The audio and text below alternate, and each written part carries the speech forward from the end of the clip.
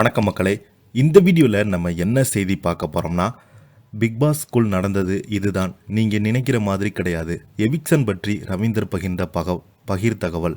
அது மட்டும் இல்லாமல் ரவீந்தர் அவர்களுக்கு திடீரென மாரடைப்பா, இணையதளத்தில் வெளியான செய்தி.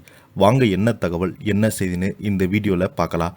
அதுக்கு முன்னாடி முதன்முறையாக நம்ம சேனலை ஃபஸ்ட் டைம் பார்க்குறீங்கன்னா சப்ஸ்கிரைப் பண்ணாதவங்களாம் சப்ஸ்கிரைப் பண்ணிக்கோங்க. பெல் பட்டன் சிம்பல் அமைக்கி நம்ம சேனலோட நோட்டிஃபிகேஷனை எனபிள் பண்ணிக்கோங்க. நாங்கள் போடுற வீடியோ எல்லாமே உங்களுக்கு உடனுக்குடனே வந்து சேரும். விஜய் டிவியில் ஒளிபரப்பான பிக் பாஸ் தமிழ் சீசன் 8வது நிகழ்ச்சியில் போட்டியாளராக கலந்து கொண்ட ரவீந்தர் பிக் பாஸ் நிகழ்ச்சியில் எந்த அடிப்படையில் நடைபெறுகிறது என்று போட்டியில் விளக்கம் கொடுத்தாரு.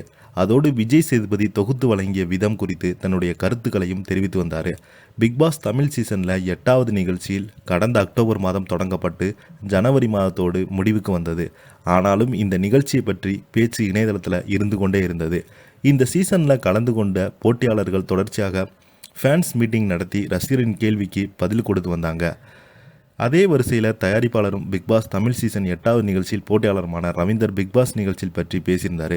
ரவீந்தர் ஏற்கனவே பிக்பாஸ் நிகழ்ச்சியின் 2வது சீசனில் 7வது சீசன் வரைக்கும் ரிவ்யூ செய்திருந்தார். ஆனால் பிக்பாஸ் 8வது சீசனில் முதல் வாரத்திலேயே முதல் போட்டியாளராக வெளியேற்றப்பட்டது. இது பெரிய அளவில் பேசப்பட்டது. ரவீந்தர் அவர்களுக்கு இன்னும் கொஞ்சம் சில வாரங்களில் பிக்பாஸ் வீட்டிற்குள் இருந்தால் நிகழ்ச்சிக்கு அதிக கண்டென்ட் கிடைத்திருக்கும் என்பதால் பலருடைய எதிர்பார்ப்பும் கருத்துக்களாக இருந்தது. இது பற்றிய பேசிய ரவீந்தர் பேசும்போது பிக்பாஸ் நிகழ்ச்சியில் யார் இருக்க வேண்டும், யார் வெளியே அனுப்ப வேண்டும் என்று முடிவு செய்வது பிக்பாஸ் தான் மட்டும்தான். என்னதான் மக்கள் ஓட்டு போட்டாலும் அந்த வாரத்தில் உள்ள இவர்கள் இருக்க வேண்டும் என்று இறுதியில் பிக்பாஸ் குழுவினர் தான் முடிவெடுக்கிறாங்க. இது எல்லோருக்குமே தெரிந்தது தான். தீபாவளி வாரத்தில் நோ எவிக்சன் என்று சொல்லியிருந்தாங்க. தீபாவளி என்ன திடீர்னு வந்தது, ஒரு வாரத்தில் தீபாவளி இருக்கிறது என்பது எல்லோருக்குமே தெரிந்தது தானே. அப்போ எதற்கு அந்த வாரம் எவிக்சன் நாமினேஷன் நடத்தணும்? அதற்கு மக்களையே ஓட்டு போட சொல்லணும். மக்கள் ஓட்டு போட்டு தங்களுக்கு பிடிக்காதவர்களை வெளியேற்றலாம் என நினைக்கும் போது இவர் திடீரென தீபாவளி வாரம் எனதனால் நோ எவிக்சன் என்று சொல்கிறாங்க. இதிலிருந்து மக்கள் புரிந்து கொள்ளும் எண்ணம், மக்களுக்கு ஓட்டு போட்டாலும் முடிவை பிக்பாஸ் அணியினர் எடுப்பதுதான். நான் முதல் வாரத்திலேயே வெளியேற்றப்பட்ட போது எனக்கு ரொம்ப அதிர்ச்சியாக இருந்தது. என்னுடைய விளையாட்டு ஆரம்பத்தில் அதுக்குள்ளே அனுப்புகிறாங்க, சரி மக்கள் விரும்பலையோ என நினைத்தேன். ஆனால் அதிகமான மக்கள் என்னை உள்ளே இருக்க வைக்க வேண்டும் என்று நினைத்திருக்காங்க. ஆனால் அங்கு நடந்தது தான் வேறொரு இருந்தது.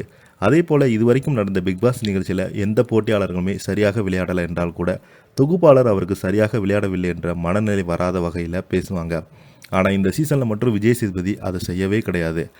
உள்ளே இருக்க போட்டியாளர்கள் சிலர் பேர் சரியாக விளையாட முடியவில்லை என்றால் நீ எதற்கு வாயில் இல்லை என்பது போலவே அவருடைய மனதில் சிந்தனை வர வைப்பது போல பல இடங்களில் பேசியிருக்காங்க.